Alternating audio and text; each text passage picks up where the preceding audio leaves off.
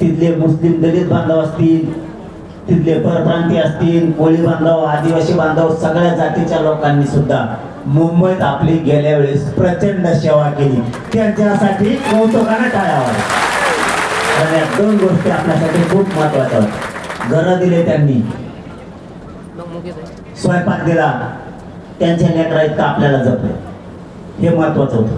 आता विषय आपल्याला जायचंय 27 ऑगस्टला सकाळी 10 वाजता इथून निघायचं. ते बोलता बोलता ध्यानात आलं म्हणून सांगतो. आता एक सकाळी असा निरोप आला, आवाज येतोय का सगळ्याला? कमीत कमी मीना गांधी सांगा.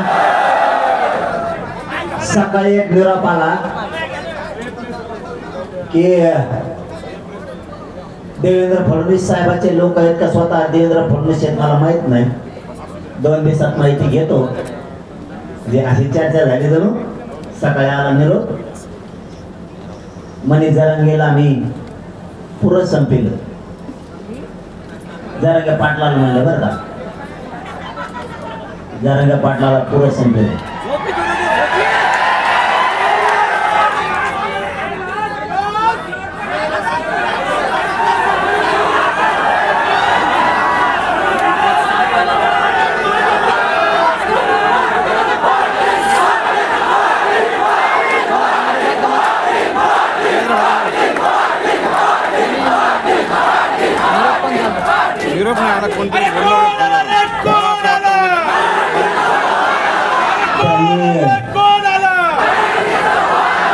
त्यांनी असं लय बरं केलं. जरांगे पाटील संपला करायला नाही. बेट्या तो 100 पिढ्या आला तरी मी बी मराठी संपत 100 पिढ्या मेल्या बी मनोज जरांगे आणि मराठी तो बापाला बी संपत नाही.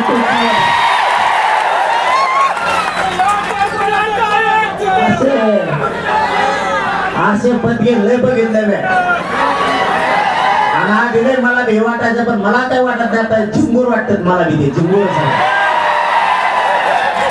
काय म्हणते संपला येतोय आज बघ बरं इकडे येऊन. हे काय कोणाला गाडी नाही, पैसे नाही, डिझेल नाही, काय नाही. आणि तुला बघायचं का मराठी संपले संपले मला जरा फक्त मुंबई तो आज डांबीवर बसू म्हणा मोजायला मराठ्यांना आपला अपमान केला जातो जाणून बुजू. खोटे संदेश, खोट्या बातम्या आपल्याबद्दल पसरल्या जात्या.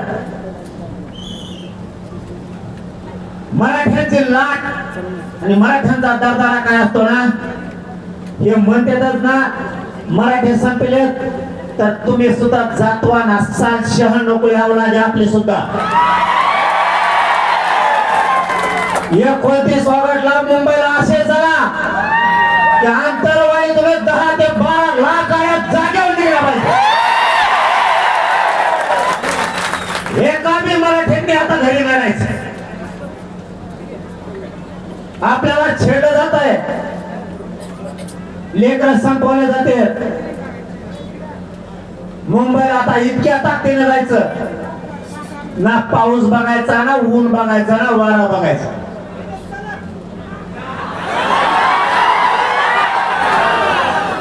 आणि यावेळेस मुंबईत पाऊस पण असणार आहे. तुम्ही फक्त एक काम केलं तरी खूप झालं. सगळ्या मुंबईला सगळ्या मराठ्यांनी, माता माऊल्यांनी सगळ्यांनी फक्त मला मुंबई पर्यंत सोडायला एक दिवस.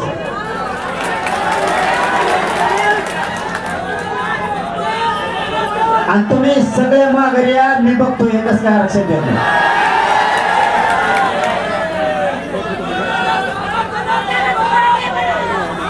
आजपासून सगळ्या मराठा समाजाने आजपासून आता तयारी लागायची. 27 ऑगस्टला आपल्याला मुंबईकडे कूच करायची. एक भी मराठा घरी ठेवायचा आहे.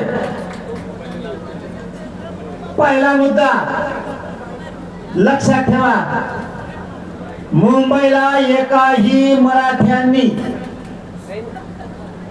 गैरहजर राहायचं नाही येण्यापासून.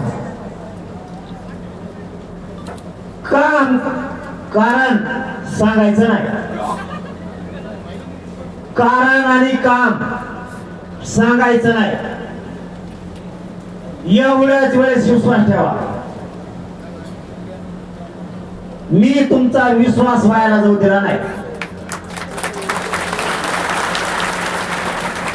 2 वर्ष झालं तुम्ही लढताय. तुम्हाला मायबाप मानला आणि तुमचा मुलगा म्हणून 1 इंच मागे सरकवलं नाही. मॅनेज सुद्धा कोणाला आतापर्यंत झालं. मला तुम्हाला खूप द्यायचंय, मला तुम्हाला खूप वर न्यायचंय. पुन्हा मराठ्यांना अशी संधी येणार नाही. मराठ्यांनी हुशार व्हा.